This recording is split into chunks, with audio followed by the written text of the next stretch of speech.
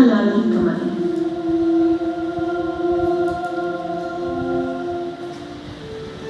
एक समय की बात है, एक बड़ा समझदार राजा था जो शाही खजाने से अपने लिए कुछ भी खर्च नहीं करता था।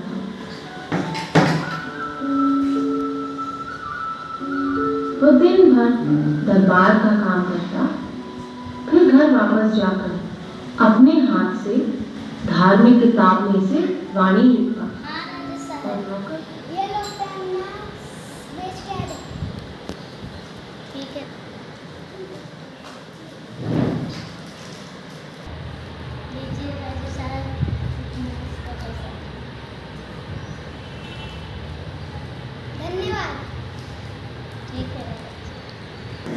इस तरह से वो जो भी पैसे कमाता उससे अपना और अपनी बीवी बच्चों का गुजारा करता था।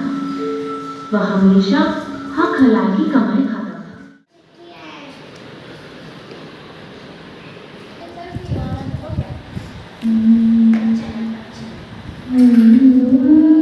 उसने राजा के पास जाकर कहा, नौकर को घर से चिट्ठी आई कि फौरन घर आ जाओ।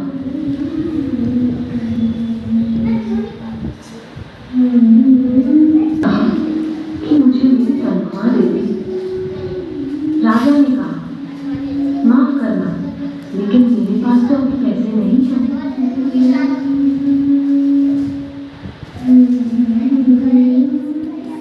अभी घर आ जाओ।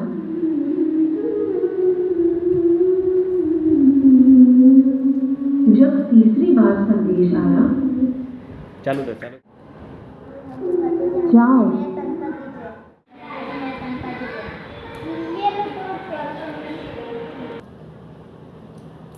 राजा ने कहा कि मेरी हक की कमाई है, हक की कमाई में बरकत होती है।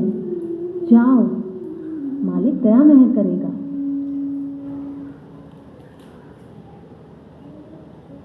नौकर 2 रुपए लेकर चला तो आया, मगर वो बहुत उदास था और जानता था कि राजा का नौकर होने के कारण उसके रिश्तेदार उससे तोहफे और बहुत सी कीमती चीजों की उम्मीद रखेंगे।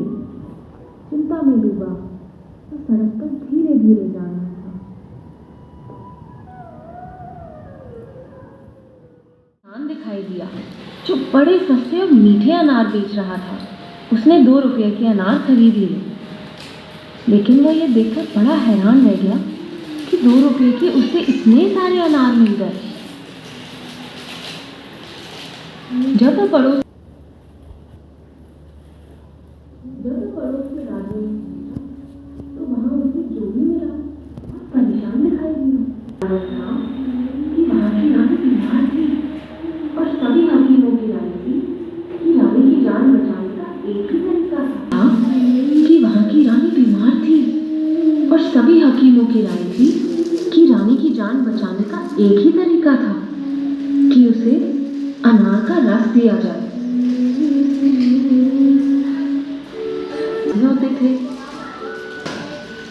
कि जो भी रानी के लिए एक अनार लाएगा उसको 1000 रुपए इनाम दिया जाएगा। ये ढिंढोरा सुनकर नौकर अनारों का गट्ठर लेकर राज दरबार में पहुंच गया। नौकर ने राजा से कहा कि रानी के लिए न केवल एक अनार बल्कि जितने अनार चाहते हो उतने ले लो।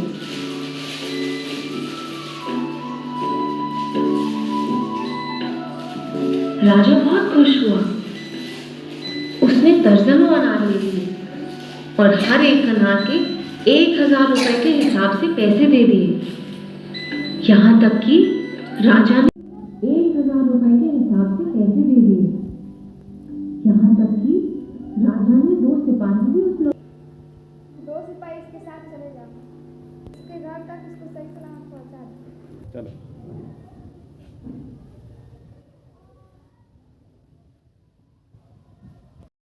जब वो अपने घर पहुंचा तो उसकी घरवाली यह देखकर बहुत खुश हुई कि वो कितना अमीर बन गया है और कितना सुखी है। इस तरह राजा की हक हलाल की कमाई के 2 रुपयों से वह नौकर हजारों रुपयों का मालिक बन गया।